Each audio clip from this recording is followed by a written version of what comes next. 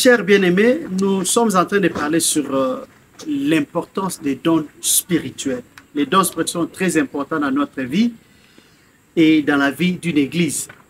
Parce que nous allons voir même que dans 1 Corinthiens, chapitre 12, verset 1er, l'apôtre Paul dit « En ce qui concerne les dons du Saint-Esprit, je ne veux pas que vous soyez ignorants, parce que c'est vraiment important de connaître les dons du Saint-Esprit. C'est vraiment important pour nous aussi, enfants de Dieu, d'expérimenter les dons du Saint-Esprit dans notre vie. » Nous avons vu le premier point, où l'importance des dons spirituels à la vie d'une église. Nous avons vu que d'abord c'est démontrer la puissance de Dieu. Pour que le monde reconnaisse que notre Dieu, le Dieu que nous servons est un Dieu puissant. Ils veulent voir la puissance. Et pour démontrer la puissance de notre Dieu, on a besoin des dons du Saint-Esprit. Deuxième point, nous voulons parler de pourquoi les dons du Saint-Esprit sont importants dans la vie d'une église ou dans la vie d'un chrétien.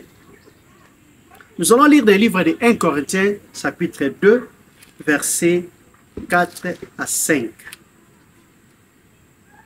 1 Corinthiens, chapitre 2, versets 4 à 5, il est écrit « Et ma parole et ma prédication ne reposaient pas sur les discours persuasifs de la sagesse, mais sur une démonstration d'esprit et de puissance, afin que votre foi soit fondée non sur la sagesse des hommes, mais sur la puissance de Dieu. »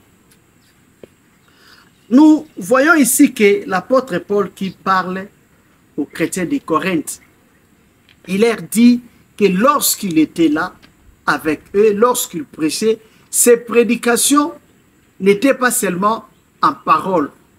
Il ne parlait pas seulement, mais il démontrait aussi la puissance de Dieu. Pourquoi il devait démontrer la puissance de Dieu? C'est pour que ces hommes, ces chrétiens, que leur foi soit fondée non seulement sur la parole, mais que la foi aussi soit fondée sur la puissance de Dieu. Qu'ils sachent que le Dieu que nous servons est un Dieu puissant. Le Dieu que nous servons est un Dieu qui est capable d'opérer des miracles. Est un Dieu qui est capable de faire des choses qui étonnent. Donc, la démonstration de la puissance de Dieu va faire que la foi des chrétiens soit affermie, puisse encore être plus fort. Quelqu'un qui a vu la main de Dieu, quelqu'un qui a expérimenté la puissance de Dieu dans sa vie, c'est difficile que vous puissiez dire à cet homme-là d'abandonner Dieu. Je prendrai par exemple l'exemple de l'aveugle né, je crois dans le livre de Jean, Jean chapitre 9 ou 5, si j'ai une bonne mémoire. Cet aveugle né, lorsqu'il a vu Jésus et lorsqu'il a rencontré le Seigneur Jésus, le Seigneur a prié pour lui, il a fait que cet homme-là puisse recouvrir la vue. L'homme a commencé à voir. Et cet homme-là, il est allé voir lorsque les prêtres l'ont demandé s'il était vraiment aveugle. Il a dit qu'il était aveugle, il a accepté. On a même fait appel à ses parents. Mais ils ont dit que non, cet homme-là n'est pas un prophète.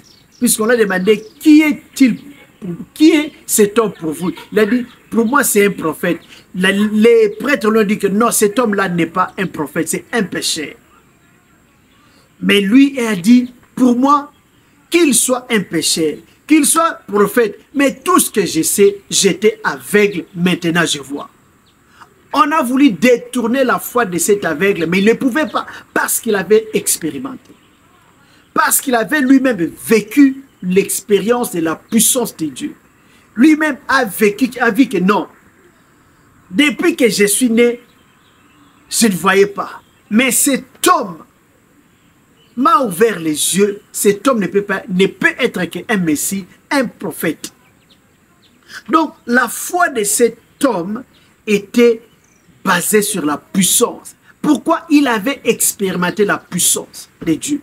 Il avait expérimenté la main de Dieu à tel point que même si vous disiez que cet homme-là est pécheur, pour lui, c'est un homme de Dieu, un prophète.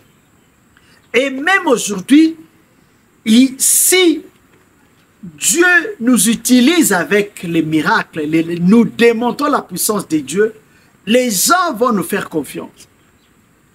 Les gens vont nous faire confiance parce qu'aujourd'hui, les gens ne nous font plus confiance. Les gens ne font plus confiance aux hommes de Dieu, à l'église. Pourquoi? La puissance n'est pas là. Il y a peu de puissance.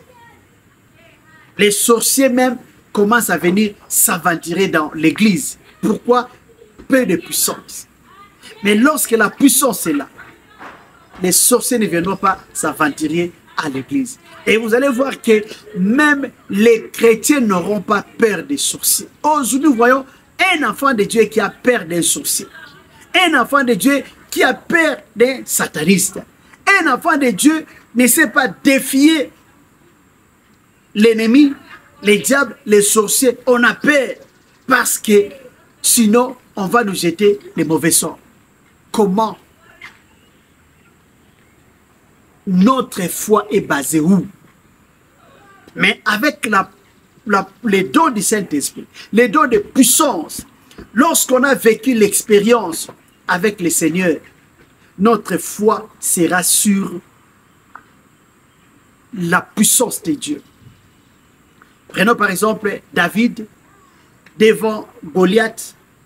Il a dit, le Dieu qui est avec moi, lorsque j'ai gardé les brebis, les troupeaux de mon père, il m'a délivré devant les lions, devant l'ours. Ce Dieu-là va me donner la victoire devant Goliath, ces Philistins. Il avait l'expérience avec Dieu. Il avait l'expérience de ce que Dieu a fait. Et nous aussi, lorsqu'on a l'expérience de la puissance de Dieu, notre foi sera affermie. On n'aura pas peur du diable, on n'aura pas peur des sorciers, on n'aura pas peur de qui que ce soit parce qu'on a l'expérience de ce que Dieu a fait avec nous. Notre foi sera basée non seulement sur ce que nous avons entendu, mais aussi ce que nous avons vu. Même les apôtres ont dit, nous sommes témoins de ce que nous avons vu et ce que nous avons entendu. Lorsqu'on a vu et lorsqu'on a entendu, la foi sera encore plus forte. Donc, l'important, c'est affermir notre foi en Dieu, notre foi en Jésus-Christ. Autre chose que nous pouvons dire, les dons du Saint-Esprit, ça démontre l'omniscience de Dieu. Prenons par exemple le livre de Daniel, chapitre 2, verset 23. Daniel, chapitre 2, verset 23, où nous allons voir les prophètes Daniel qui est allé prier pour que Dieu puisse lui révéler les songes du roi Nebuchadnezzar. Daniel chapitre 2 verset 23, il est écrit: Dieu de mes pères, je te glorifie et je te loue de ce que tu m'as donné la sagesse et la force, et de ce que tu m'as fait connaître ce que nous t'avons demandé, de ce que tu nous as révélé les secrets du roi. Donc, quand les dons du Saint-Esprit, ça travaille, ça montre comment Dieu est omniscient. Dieu connaît toutes choses. Là, nous voyons les dons de paroles, des connaissances, qui nous fait connaître les choses cachées. Un songe, quelqu'un qui a fait son songe, il a oublié, mais toi, tu lui dis les songes qu'il avait fait. C'est quoi? C'est cet homme-là va vous non. Dieu connaît tout, Dieu voit tout. Prenons par exemple aussi dans le livre des 2 Rois, chapitre 6, versets 8 à 12. Là où nous voyons les prophètes Élisée qui disait au roi d'Israël, c'est que les ennemis complotaient contre eux.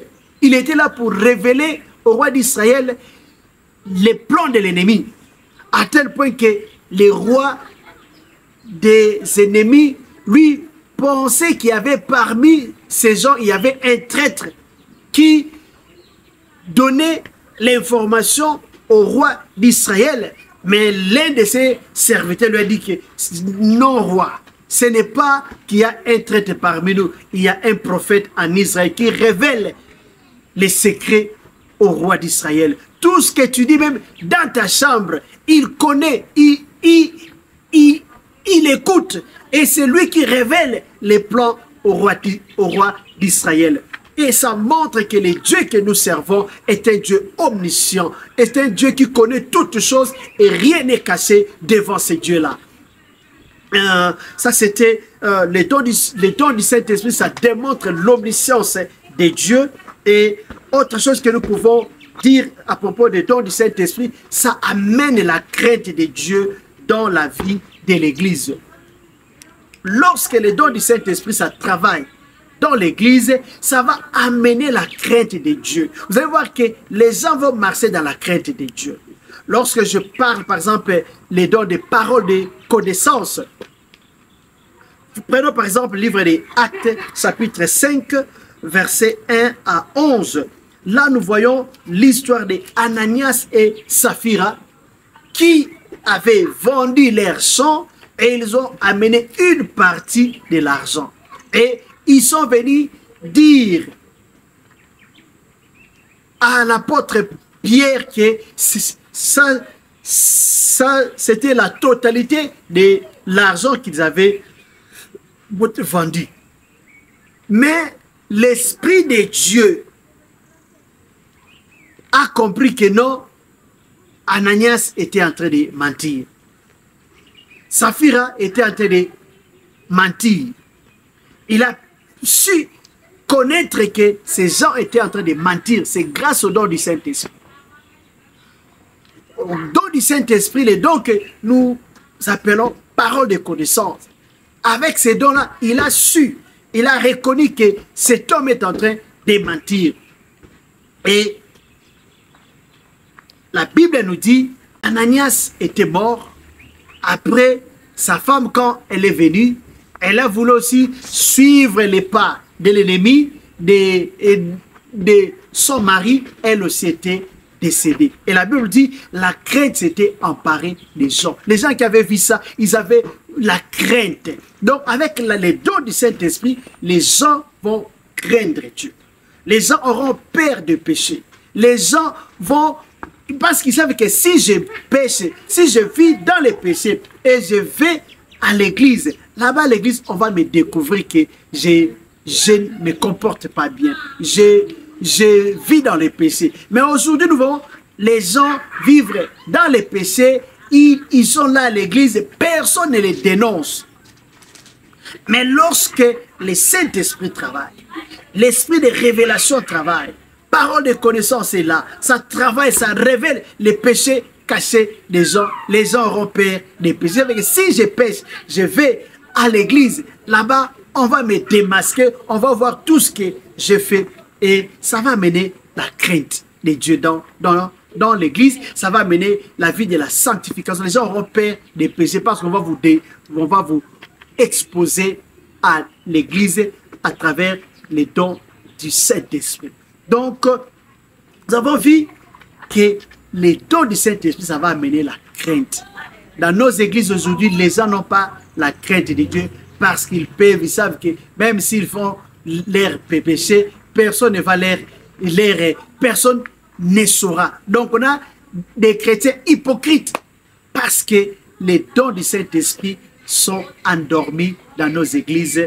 Je crois, avec la manifestation des dons du Saint-Esprit, les dons de révélation, il y aura possibilité de changer la vie des gens parce que les gens auront peur des péchés, parce qu'on va les exposer. Donc, c'est ça un peu quelques points. On va continuer dans notre prochaine vidéo. Que Dieu nous bénisse. Call upon your name, Jesus.